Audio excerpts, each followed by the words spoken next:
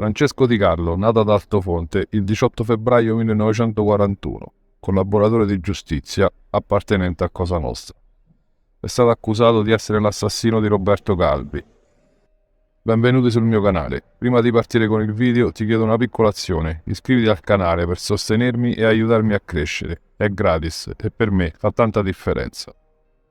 Francesco Di Carlo entra in relazione con la cosca di Altofonte negli anni 60, grazie al boss Salvatore La Barbera.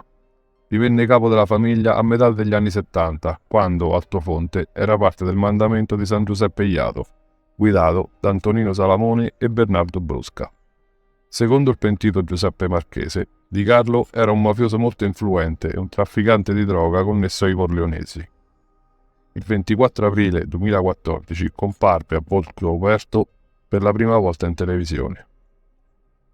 Dopo tanto da farsi per la famiglia e l'organizzazione, nel 1982 Di Carlo è stato espulso da Cosa Nostra per un conflitto riguardo ad un episodio di un carico di eroina perduto o una consegna di hashish non pagata. Grazie però ai suoi utilissimi servizi che aveva reso alla mafia, non è stato ucciso, ma la commissione decise che doveva essere estromesso da Cosa Nostra e perciò fu costretto a lasciare l'Italia. Un po' come successe a Don Tano Badalamenti. Di Carlo si trasferì a Londra, mentre suo fratello Andrea Di Carlo lo sostituì a capo della famiglia e divenne membro della commissione. Secondo la sua testimonianza, Di Carlo stesso disse che era stato espulso nel 1982 perché si era rifiutato di tradire alcuni membri del clan Contrera Caruana durante la guerra di mafia nella provincia di Agrigento. Nel Regno Unito Di Carlo ha trafficato hashish e eroina, ha comprato una villa a Woking e si è alleato ad Alfonso Caruana. Ha comprato un hotel, agenzie di viaggio e compagnie import-export per agevolare il contrabbando. Nel giugno del 1985 la polizia trovò 58 kg di eroina in una consegna. Venne arrestato insieme ad altre 3 persone. Nel marzo del 1987 è stato condannato a 25 anni di prigione per traffico di eroina. Il fratello di Alfonso Caruana, Gerlando, venne condannato in Canada. Molti anni dopo, nel giugno del 1996, Di Carlo decise di collaborare con le autorità italiane. Venne trasferito dalla sua prigione nel Regno Unito a Roma. Venne considerato come il nuovo Tommaso Buscetta. Di Carlo fece i nomi di molti politici come membri di Cosa Nostra, testimonio anche a proposito dell'omicidio del giornalista Mauro De Mauro, che era stato rapito e ucciso dalla mafia nel 1970.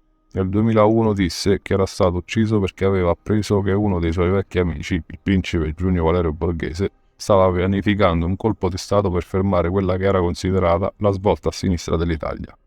Nel luglio del 1991 l'altro pentito, Francesco Marino Mannoia, il chimico, della famiglia dei Bontate prima e dei Corleonesi poi, affermò che Di Carlo aveva ucciso Roberto Calvi, soprannominato il banchiere di Dio, per il suo incarico al Banco Ambrosiano. Calvi sarebbe stato ucciso perché avrebbe perso i fondi della mafia quando il Banco Ambrosiano era collassato. L'ordine di uccidere Calvi sarebbe provenuto dal boss mafioso Pippo Calò. Quando Di Carlo divenne un testimone nel giugno del 1996, negò di essere l'assassino, ma ammise che Calò gli aveva chiesto di uccidere Calvi. Comunque Di Carlo non poteva essere raggiunto in tempo. Quando poi chiamò Calò, quest'ultimo gli disse che si erano organizzati diversamente.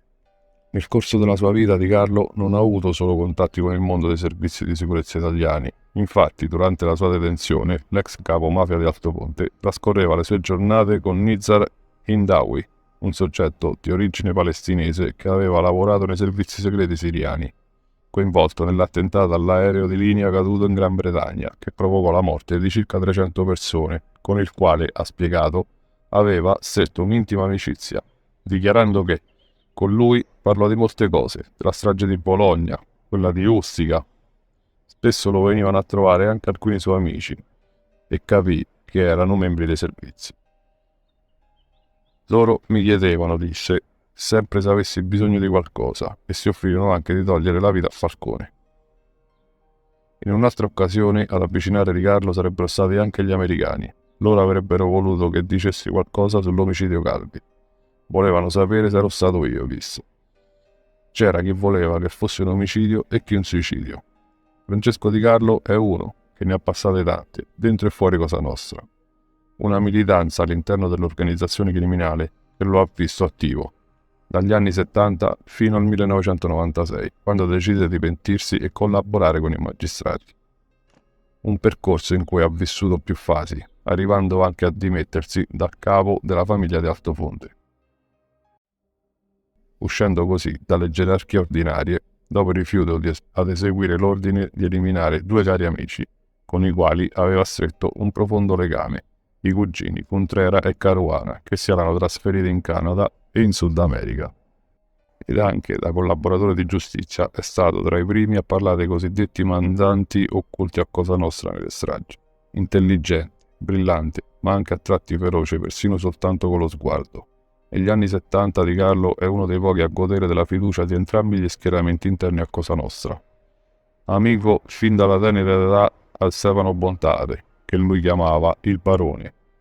Era anche legato ai Corleonesi, che nel 1976 lo fanno promuovere capofamiglia. Poi, nel 1996, decise di farsi pentito. Per i PM diventa una sorta di enciclopedia, visto che fornisce dettagli sugli omicidi dei carabinieri Emanuele Basile e Giuseppe Russo, dei giudici Cesare Terranova, Gaetano Cossa e Pietro Scaglione,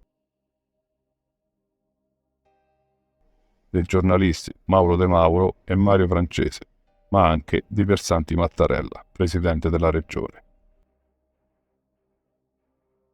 Fino alla sua morte, avvenuta a Parigi nel 2020, si è detto convinto che con la strage di Via D'Amelio, Cosa Nostra ci ha fatto un bel regalo alle istituzioni e allo Stato.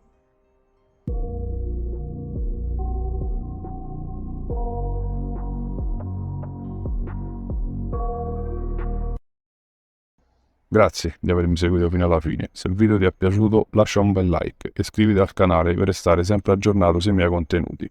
Al prossimo video.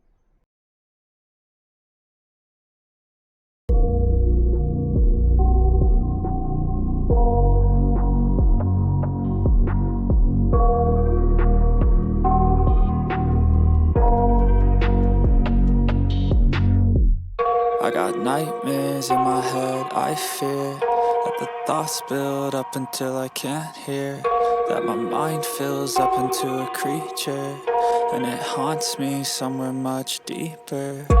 Anxiety, filling up every space, no privacy, and silently, it could build and build until you finally see, whoa, it's taking over, damn no closure, moving closer. No exposure, I just wanna be a loner. Some can't stay sober, looking over all their shoulders, like moving boulders just to get out of the home. It sucks, I've had enough, I don't wanna feel the stuck under the rug, all my problems that I shove. I got nightmares in my head, I fear that the thoughts build up.